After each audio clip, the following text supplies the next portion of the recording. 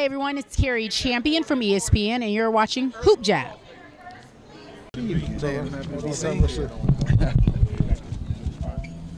said you don't look too far ahead. You don't care about what people said. Talking to Virgil, he said Andre's always been a single focus kind of guy. Has it been easy with all the talk about the Kovalev and what's down the road? It's been easy for you to believe focus? it or not, it is, because I mean the reality is there is no Kovalev. I don't deserve a shot at the title without coming out and performing Saturday night. So when you put it in perspective like that, it's like being, you know, in the NBA playoffs and being in the first round and saying, boy, those finals look good. We're gonna, man, it's just you can't do it.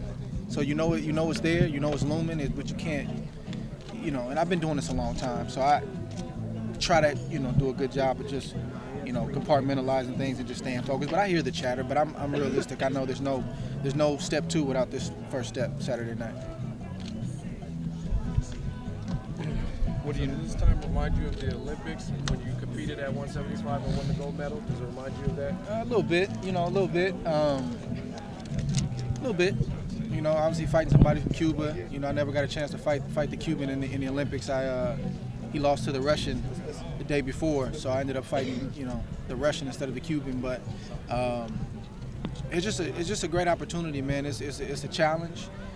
We could have easily stayed in the weight class we were in. But, you know, these are the kind of risks and these are the kind of things that you got to take if you want to be great.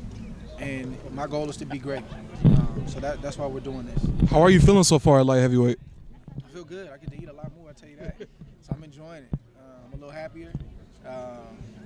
And, you know, I'm not going to be the biggest light heavyweight, but I'm going to be strong enough. You know, those guys, they're going to look bigger. They may have bigger muscles. But they're not going to be able to move me and bully me like I'm sure, you know, his team thinks that he's going to. It's not going to happen. You know, I'm just, you know, I'm similar to a guy like Steph who doesn't look the part, but you get in there and it's like, wow, this guy's a lot stronger than I thought. And it's been like that. That's the story of my career. It's been the story of my life. So, yeah. And you want to win no matter what, whether it's early or late. But do you want to, because this is your first fight up here, do you want this to go a couple rounds so you can just kind of get that sense? I mean, we don't get paid by the hour, so the sooner the better for me. I mean, I'm just being honest, but the rounds will be good, you know. The rounds will be good, and he's a tough guy, so, you know, I don't expect an early knockout, but I want to put on a performance, and, you know, I want to stop it. But I have to do it. I have to let the game plan unfold, and if we let that unfold, I think it'll come. What do you know about him other than what he's been saying? Not just what he's been saying. I mean, we've done our homework. You know, the film, you know, the eye in the sky don't lie. You know, we've seen the film. That's who he is, the essence of who he is. Not what he's talking about, not who he trains with. That's who he is. So we've seen what we need to see. He's a big body. He's tough. He's durable. And I know, you know, he's coming in here just expecting a knockout. He thinks he's going to touch me one time, and that's going to be it. And, you know, it's not going to be that kind of fight. You mentioned the game plan, but historically a lot of your game plans kind of evolve through the course of the fight. Is that one of your strengths, you think? You can adapt on the fly? I think it has to. I think you know, for maybe a casual fan or just somebody that's just stumbling upon a fight, they want to see action now. But, you know, just like in any top-level sport, you know, it's a game plan you have to implement. The key is execution. If you execute it, then you get that spectacular finish. So, of course, we have a game plan, and I have to be, you know, professional enough and diligent enough to go through it and let the fight unfold. Thank you guys so much for the time today. Much appreciated. Usually it never happens that way. Do you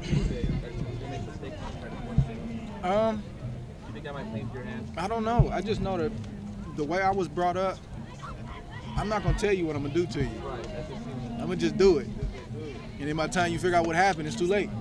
So it's just interesting to me that, you know, they feel the need to continue to broadcast what they're going to do. And now, you know, he thinks he's Ali or somebody. He's predicting rounds. And if he can pull it off, man, hey, I tip my hat to him. But it's not going to happen like that. You know, it's not going to happen like that. So everything they said about hunger and dreams and stuff, I mean, you know, I appreciate the accolades and stuff, and I appreciate, you know, the things that are said before I come to a podium. But honestly, I feel like I did in 2009, where I had no belts. I'm in a new weight class, and I have to prove myself all over again. And those are the kind of things that drive me when I'm running this lake early in the morning, when I'm getting up before the sun comes up, when I'm sparring 14, 15 rounds. Those are the things that I think about. Those are the mental reps that I take on a daily basis. So I know when these moments come, I'm not the high-flying guy who may get knocked off his perch. I feel like I'm the guy coming after you. So if we both feel like that, that should make for a great fight. Thanks, Saturday, man.